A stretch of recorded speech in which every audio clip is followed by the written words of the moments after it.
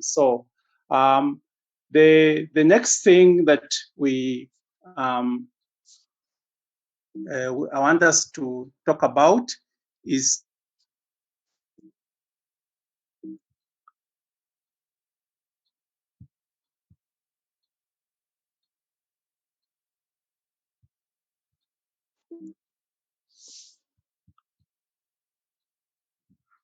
sorry, I have my cursor. My cursor was lost.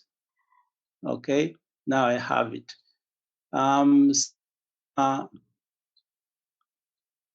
Okay, so the next thing that I want us to talk about is basically the difference between loosely coupled and tightly coupled hardware. So this is important because it makes it possible for us to decide which are the structures we put in place to be able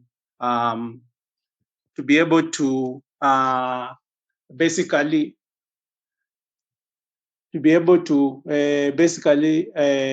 design distributed systems. So we have a single instruction stream, single data stream. So all traditional CPU, so you have instructions are from one place, data is from one place, and in orderly fashion. So we have that as single instruction scheme, single data stream. Traditional CPUs, that's exactly the work. Now the next one is single instruction scheme, and the next is multiple data streams. Okay, so and the multiple data streams you can see here, we are simply saying parallel supercomputer. So instructions come from one location, and then from that we have multiple data streams. So it's parallel, and this is why we end up having a scenario whereby you can be able to have that is systematic. So data is coming from different sources. Data can be heavy, but instructions are from one location. Then we have multiple instruction schemes, single data streams. At the moment, we have no known computer for this. Maybe in future we'll design. And then we can see the last one here, multiple instruction schemes, multiple data streams, all distributed systems. And so we are saying here, if you notice these two, this one here, single instruction scheme, multiple data streams, parallel supercomputers. So it means that instructions are from one location, data is in a different location, and we can have higher performance. Now, this one here is whereby we end up having a possibility of where instructions are in different locations, different locations, and therefore we can have things being handled in parallel. So, and this is the beauty of a distributed system. Things are in parallel. Now, the next one, how do we organize this? Of course, buses. So you know this one here. So some CPUs are connected on a common bus, okay? Maybe with a memory module. We can also have switched multiple processors. So basically, we can switch from which processor is being used by which particular maybe memory and so forth. And then we can have bus-based multi-computer, some number of workstations connected on a LAN, and then we can have a switch-based multi-computer. So whereby we now notice that these buses and switches are meant to help you to combine. Okay, they're meant to help you to be able to utilize any of the resources that are there. So if we look at this example here, so you can see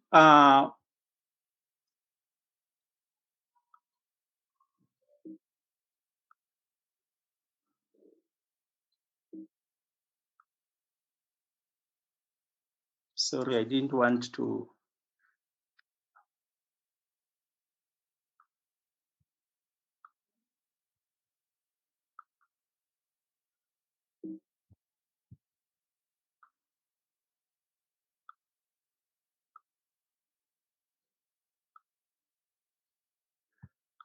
So you can see from this slide here, we memory, okay? In the first case here, where we have this, so memory is shared. Then we have here private memory. So you can see P is the processor. So these are both These ones here are bus-based, okay?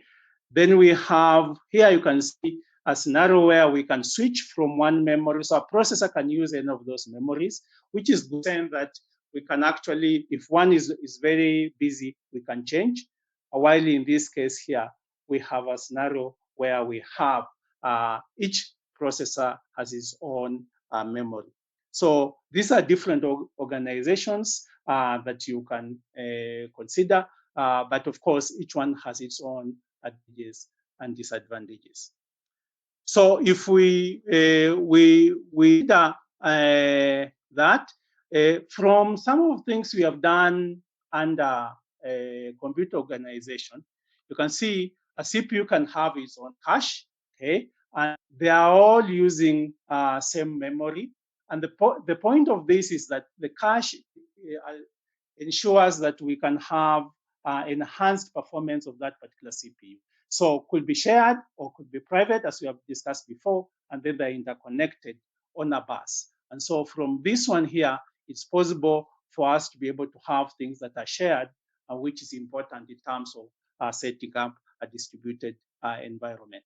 So now, from this here, some of the applications we have, we could set up some things like these ones here, okay? So you can see from here, we have, okay? So we have memories, and then we have connections. So a crossbar switch that allows each of these processors to use a memory, or we can have an omega switch again.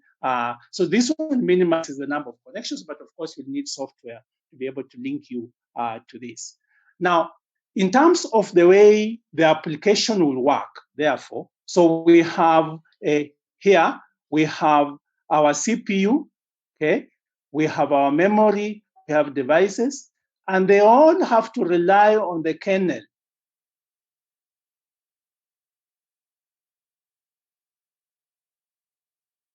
And okay, so the kernel connects the application software to the hardware of the computer, and that's why is a central part of the operating system that allows you, basically connects you computer. We'll discuss that on the next slide because it's responsible for allocating resources that each one of the processes requires. Each one of the application requires. So now, if you consider this part here, we have two ways we can organize the kernel. Remember, I say the kernel here is a central part, okay? Kernel is a central part of the operating system. So basically, okay, basically it's the one that is responsible to be able to organize for you, okay? So if it's the central part, therefore, there are two ways that you can organize, okay, the kernel itself. So we have one, for example, here, where we have monolithic. So monolithic here, we are saying that monolithic, you remember, is one whole thing. So it has VFS, virtual file system, okay? It has a virtual file system at the top here. We have inter-process communication file system, scheduler, memory management, devices that are there, and dispatcher. So you notice that the monolithic is doing a lot of things itself, okay? So the kernel is doing a lot of things at the same time. And so this is inefficient.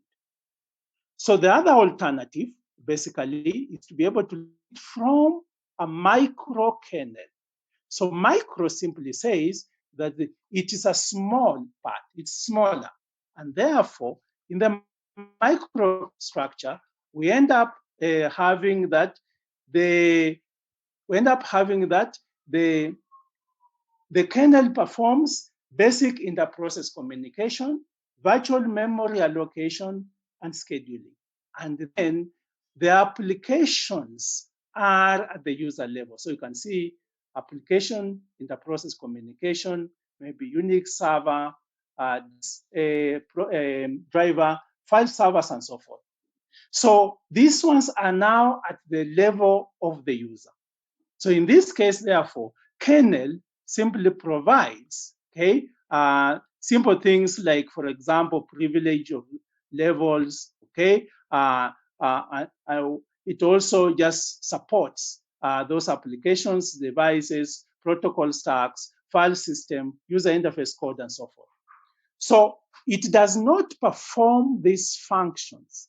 It simply coordinates these applications. So it's simply saying if an application in the process, okay, for example, application IPC wants to use a file server, the kernel that is going to coordinate them, to connect the two. So it simply has the connection, and basically here, notice low-level address space management, thread management, inter-process communication, so that the kernel does not actually do this function, as opposed to the monolithic, where it does all that work, and that is heavy for the monolithic. So in the design of the distributed system, therefore, we always opt for microkernel as opposed to monolithic.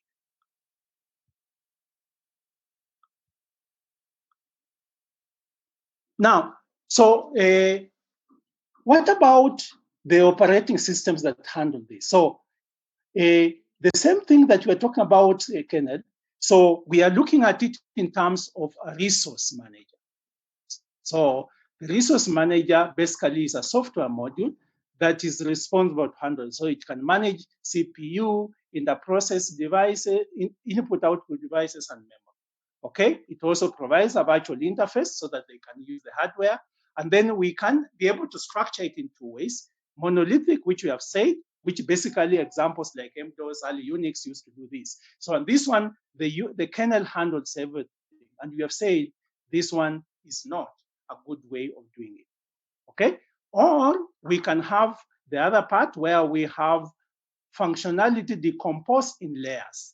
So in the previous slide, we mentioned that we have at the user level, we have simply different things are handled by different parts. So that is the decomposition we are talking about. So each layer will provide some service, okay? And that service is implemented by the layer below. So they simply, the same way we look at it from an application point of view. So the application layer, okay, at the user interface layer, we have the application all the way to the lower level where we have the input output information in terms of bits. So the uniprocessor, their operating system, behaves in a way that follows this structure. Okay, so if you see, we have here, we have the application, user application, then we have memory modules, process modules, file modules at the user level.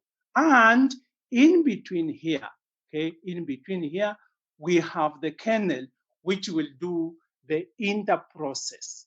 So the kernel manages the software resources, okay, and the user level implements additional functionality. So the additional functionality I'm having things like memory module, process modules, file modules at the user mode. So that when you add anything new, you add it at the user mode, and the kernel will be responsible simply to reorganize and say, this application you have put, which are the resources you want? Do you want memory? Do you want which time can it take, and so forth and so forth. So, and in the process, therefore, it just hands you to whatever you want to use, and then it waits for the next maybe request to come in. Now, those software concepts, okay, that we use in a distributed system, basically means that we can have either loosely coupled software, which allows machines and users to be distributed. Now, remember the concept of loosely coupled. Loosely coupled means that when one application, maybe your application fails, mine does not fail. So, but it still allows you to interact where necessary. So, and if we say closely coupled, so tightly coupled is where if one breaks, the other breaks. For example, So right now, if let's say my Zoom breaks, bus is not going to break, so that means they're loosely coupled. But the moment they all are,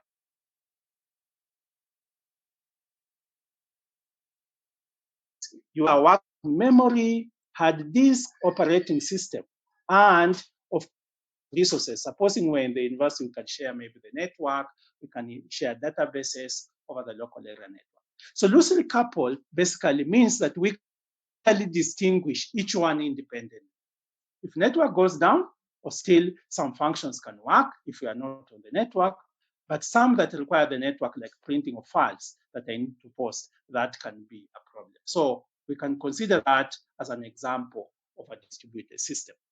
Now, but supposing, for example, we have a as above, but without a network. So it means that if I wanted to print something, I have to put it on a flash disk or whatever so that I can be able to print. Okay, so in this case, is it possible to say is it a distributed system? You can argue, okay, it's not a distributed system if you have consideration of the network. But even your computer itself, you can set as a distributed system. So if I have things that are working on my computer alone, I could be able to call that a distributed system. But the one that requires now interaction, that will be a problem. Now, just to differentiate this, it's important to have this concept here of tightly coupled system.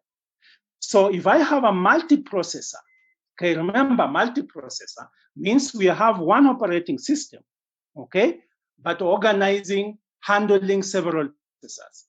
Like for example, if I am playing chess with you, okay, we need to be, and you are using a multiprocessor, what is required is that they end up having that the operating system is the one that is handling the changing, the movement of your chess on your board. So in that case, if one mine breaks, it's not going to work for you. So that is a tightly coupled. One part breaking, the other one is not going to work. So that in that scenario, it becomes very, very important that we ensure that that's not a distributed system. Now, so let's differentiate the operating system for different concepts. So we have the first one here is DOS, which is distributed operating system. So usually this one is tightly coupled. So it works for multiprocessors and it works for homogeneous computers. So it's one operating system handling those. Now here, the key here is to be able to hide and manage hardware resources. On the other hand, network operating system, we have loosely coupled and it is for heterogeneous. So you have different computers, different designs, different architectures, but working together. So the point is that we end up we offer local services to remote clients. Then we have the other one, which is on top of that, which is the intermediate layer, which is basically middleware, which provides distribution transparency. So it means that we can now be able to have each one, okay, each individual can be wherever they are, okay, be able to function or be able to use the system. So that's called distribution transparency. We are different places and we can be able to share this. So that means that middleware is an intermediate layer on top of the network operating system that allows us to be distributed in different locations instantly. Okay, we have access to the information. We can be able to do have the functions we want, but we are in different locations. Now, the same concept, we might want to expand it. So, like the network operating system. So, which kind of configuration designs can we have? So, for example, we might have one example here would be all standalone workstations, okay, each one with the CPU, memory, hard disk connected by a LAN, and we can be able to connect remotely, whichever, FTP, Telnet, and whatever. Okay, so that is one. We can add a configuration to that where we have file servers, application servers, mail servers being added to that. Okay, so that can be part of the networking operating system as a configuration. So we either have them remotely accessed, like in the first case here, okay, where we are remotely accessed, or we can have, where we remotely log in, okay, this, and then this one here, where we use the distributed environment to be able just to access those files as if they are accessible to where we are. Now, to consider how that happens, let's look at the structure.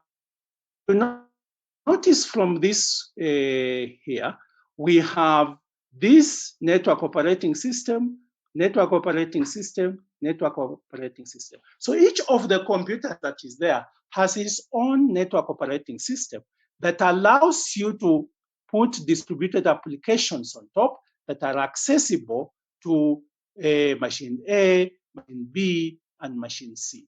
Okay, so they are all in the network system. They're all running independently on the computers on top of the kernel. So in this case, therefore, it's the distributed applications that are there available running, but they are being supported by the network operating system for each of those different computers.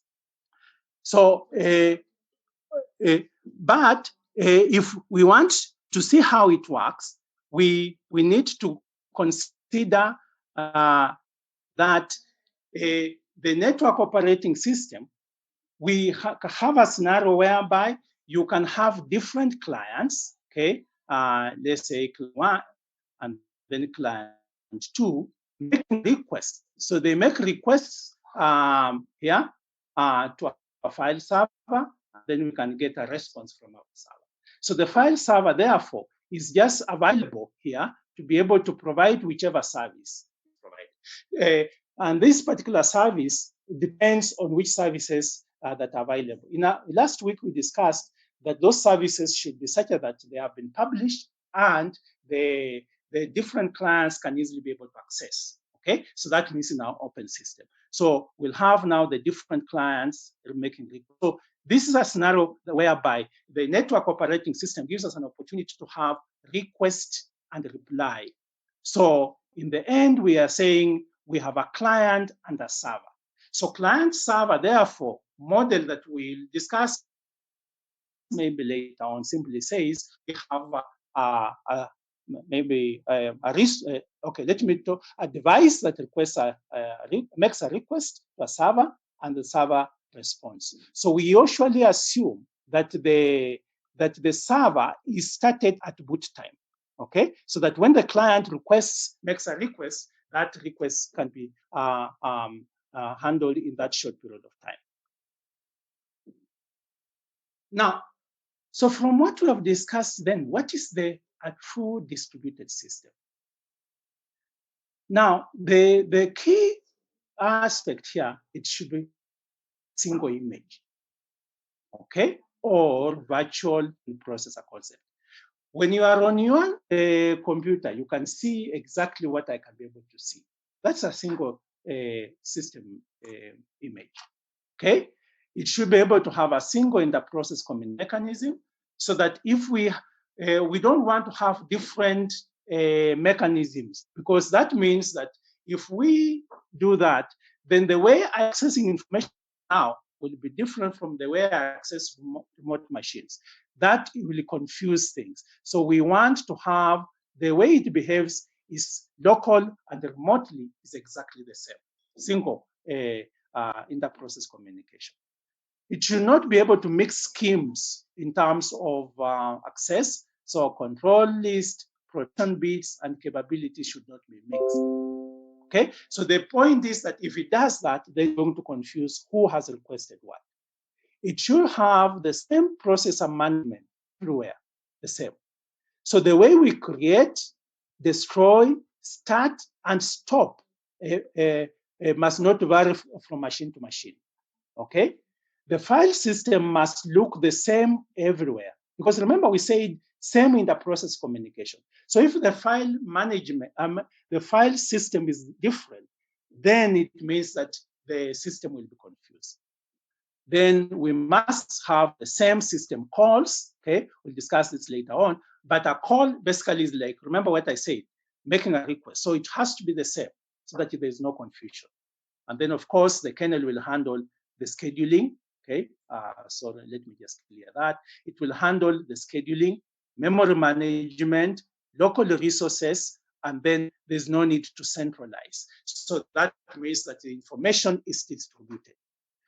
So a true distributed system should have these things as part of it. Okay, so we will look at some examples of how this is implemented, but this is what a true distributed system should look like.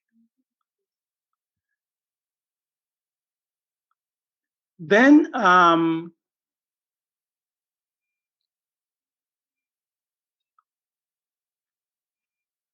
let's try to compare network operating system, distributed operating system, and multi-process operating system. So from what we have discussed, therefore, okay, we can see a item here. So we are saying network operating system. Does it look like a virtual unit processor? No, okay, because you can see each one heading was independent, okay, for each computer. But for the distributed system, so it's virtual. It's supporting all of them. Multiprocessor, remember, multiprocessor must have one operating system because they are working together or using one operating system. So in that case, it must be a uniprocessor, virtual uniprocessor supporting all of them. Do they have the same operating system? Yeah. Network? No.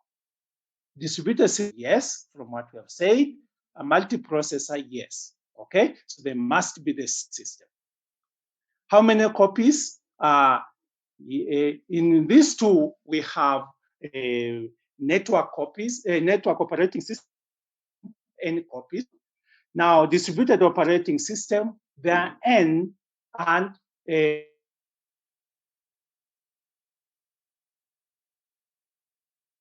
operating system, exactly the same.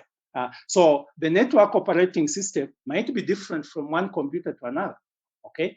But the distributed operating system must be the same, okay? So we are talking about the same in terms of the way it actually behaves. Network operating system might be different from one network to another. You know, there are different kinds of network. Now, communication, of course, in network operating system, so we share files. In distributed operating system, messages. Request and reply. So you make a request and you get a message back. In a multiprocessor operating system, we have shared memory. Okay, so all the different requests are stored in one memory. So each one is accessing that memory on a shared basis. So I access, you access, and so forth. The different devices access at different times. Do we need to have a protocol for network operating system? Yes, because if we have to communicate, we must have a protocol so that we can be able to communicate. The same with distributed operating system. Multiprocessor, okay, the operating system for multiprocessor, remember, each processor, the operating system is handling several processors, so we don't have to have a network protocol required in this scenario. Okay, then we have a single run queue. Remember, run queue simply says that you have one task and then another task and another task. So in the network operating system, we don't have to have that. Each computer will have its own operating system, so it can organize a different task. Same with the distributed operating system. But for multiprocessor, they must be a single run queue, because remember, we are sharing that memory, we are accessing tasks one by one, okay, and the allocation of memory that is going to be used is being handled by one kernel. So they must be on a single run queue. We take in one after another. Does the file sharing have well-defined semantics in terms of structure? In terms of a network operating system, no. We don't have to have semantics. I'm talking about the structure of those particular files. We don't have to be the same. But in a distributed operating file system, they must be the same. Okay. Remember, we mentioned when we talked about true operating a distributed system, we said the way the files are organized must be in a similar way, and therefore we must have well-defined semantics. Similarly, for a multiprocessor, we must have well-defined semantics so that the operating system can be able to handle the different processors that are connected to it. Now, the last thing I want to talk about, if I feel questions, is the things as a summary of some of the things we talked about. Okay, transparency. Okay, degree of transparency. So the first thing here, okay, for example, degree of transparency said is how high can you hide something? Okay, so so it means that in this process is that can I hide so many things from the different users, or can I make some things easy for people to notice? Now, display operating system, when it's working with a multi-processor, remember, the operating system will be the same there. So you can hide several things because it is within the same computer. Multi-computer, we might have a few differences, so we might not hide that much. In network operating system, we cannot, it is very low because remember, we have different networks with the different operating systems. So if you have a high transparency, it means that potentially we'll have problems. So you need to have a scenario that you make it possible to connect several different architectures to that particular operating system so that they can interact.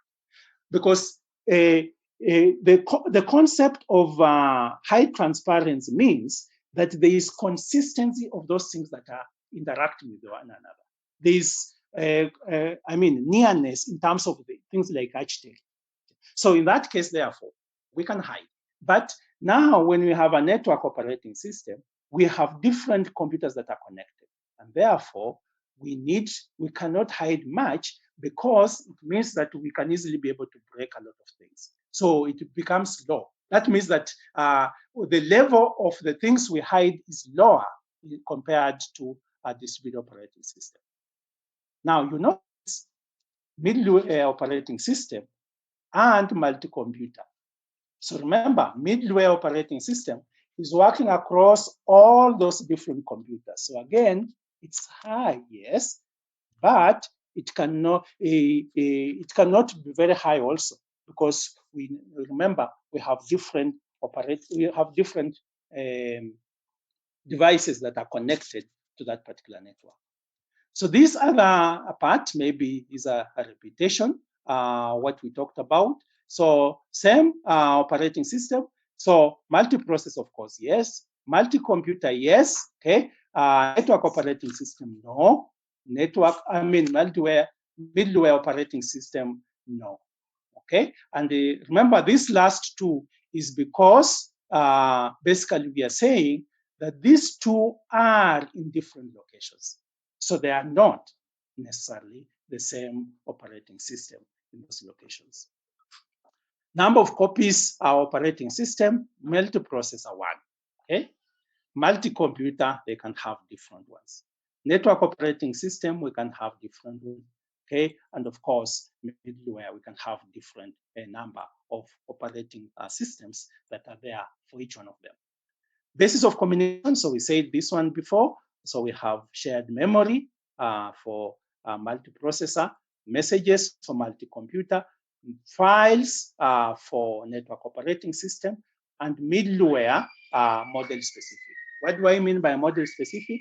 You might want scenarios where you might share files there might be cases where you might share messages. So it will depend on different designs that you have. Resource management. How do we manage resources? So resource management in a multiprocessor, we can have that global and central. Remember, we are talking about multiprocess, so we can manage them at one location, global, and therefore that is still fine. Multi-computer here, okay, we can also have them global, so we manage them from one central location, but they can be distributed. Okay, remember, so operating system for multi-computer, we have multiple computers, but one distributed operating system. So global, so from the distributed operating system, but they are distributed, each of these are different computers. Network, of course, each one will have its own node to manage the resource. Middleware will have, each one will have to manage its own a different resource. Scalability, remember I mentioned it means how far can it grow? And I gave the example of geographical reach, okay? Multiprocessor generally, no. So you cannot take one process and take it elsewhere. Remember, I'm talking about the processor. I'm not talking about the computer, okay? So no. So, and then multi-computer, yes, moderately, you can move computers, okay?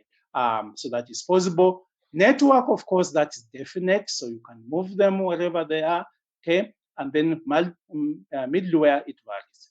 Now, remember, the concept of scalability, just to make it very clear. Remember, scalability, we are saying we can use,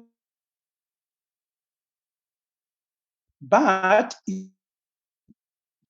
so if I want to move to have another office in Mombasa, for example, I might want to know, do I have servers nearby to support not access? So scalability, therefore, means that we also have to think about where are the resources that are available. So network, of course, it should be there. Servers should be available. So if they are nearby, I can use maybe one server and a redundant server to support. But if they are distributed far apart, I might have several servers, okay, to be able to help me to do that. Otherwise, the services themselves will not be possible from the support that only one server provides. Openness, remember the concept of openness, where I said that openness means that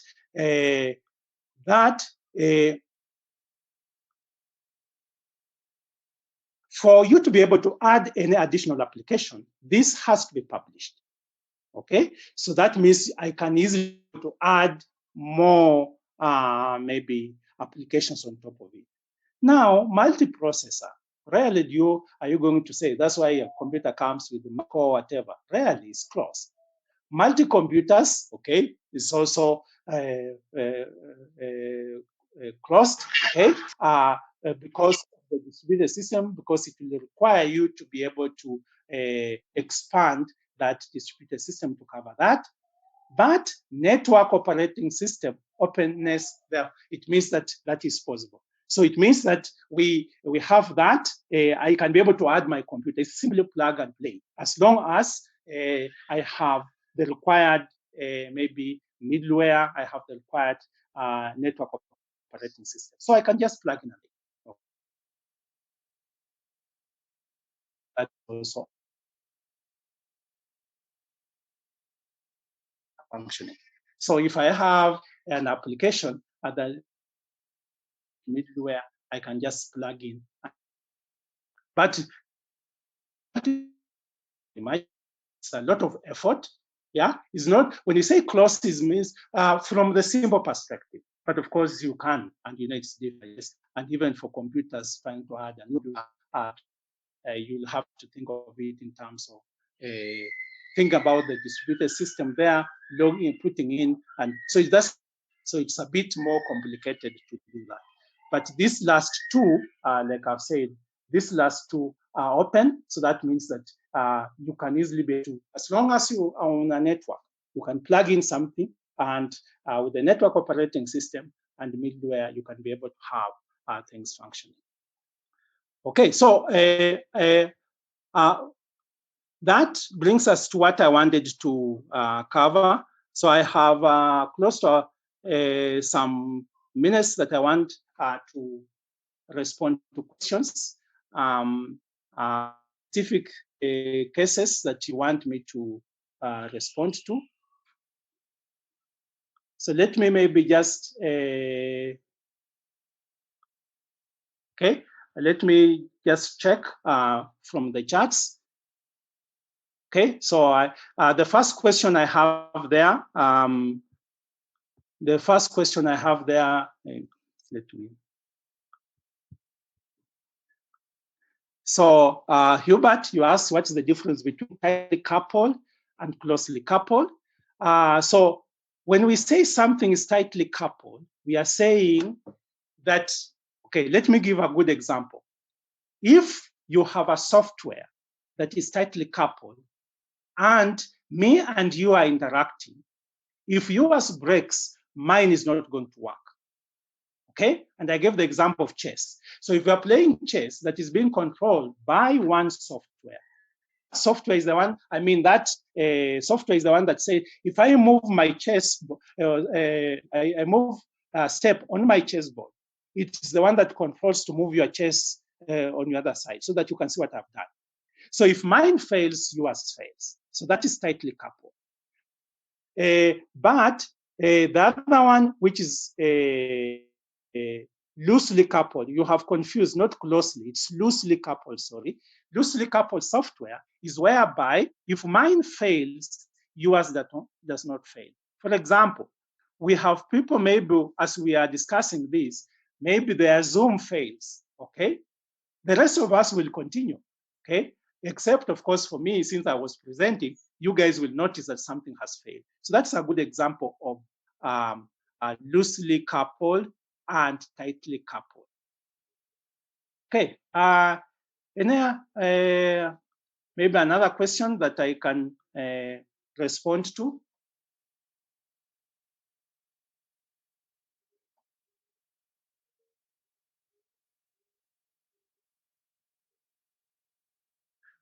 Timothy, you're asking about shared memory and messages. Now, when we say shared memory, we are saying I have one memory location. Okay. Now, one memory location, it means that, remember, if I want to access that memory location and you want to access the same memory location, we have to be pipelined one after another. So it's called shared memory. Okay. So here I am assuming a scenario whereby we are trying to access exactly the same file. I mean, exactly the same resource of file. So if you access and I access at the same time is not possible. So we have to be given that concept, one after another. Okay? Now, messages means that for me to be able to access a resource, I just send a message to it. Okay? So now, in this case, there's no problem. You can send a message to a similar point. I can also send the same message to a similar point, and will be given results independently. Okay? The only problem that will occur is that when we return that back that message and it has been changed, the computer has to reorganize such that now the changes we have made, for them to be captured together, it must reorganize who changed where and who changed where, so that they are organized. Okay, so shared messages means that I simply send a message and I get a result. For example, if we try to download a file on maybe on the internet, you can download, I can download at the same time. In fact, it can be done near the same time. We are different locations. But if we are trying to access that file from one location, we are saving on the same file. So mine has to finish before yours and vice versa. So that is called shared memory. The next question here, we have multiprocessor. Okay, multiprocessor, okay, simply look at it as your computer, you have multi-core. That's an example of a multiprocessor. Multi-core. So you have core 1, core 2, they're all on the same computer. So the same operating system is handling 2 different or 3 different processors. Okay, so that means that in multiprocessor, we have one operating system that is using multiple processors. And we have done that such that it makes it easier for the computer to function faster because things can be done in parallel. I take one task, give processor 1. I take another task, give processor 2. Remember parallel. Remember we talked about, when we started, we talked about parallel computing. So that's exactly what the multiprocessor does. So one processor does one job, another processor is doing another job. So it means that, but the operating system handling is only one. So that means that the resources that it gives are scheduled by one operating system, multiprocessor. On the multi-computer, on the other hand, we are saying that we have different computers, okay? So now, we have computer A, we have computer B, so multi-computer. So remember, computer is a whole functioning unit. So we have different computers, each one with its own operating system, each one with its own resources and so forth. Okay, so if they are being controlled by the same operating system, okay, like the distributed operating system, in that case, therefore, what will happen is that the operating system is only one, but each computer has its own capability of performing independent functions, and just like a full computer. But the only thing that is controlling all of them now is the operating system. So it's a fully functional computer. So look at it as one computer connected on a network and several of them, but full functional computer. In the multiprocessor, we are having all of them on one, but several cores at the same time. Okay. Another question maybe I can handle, maybe respond to.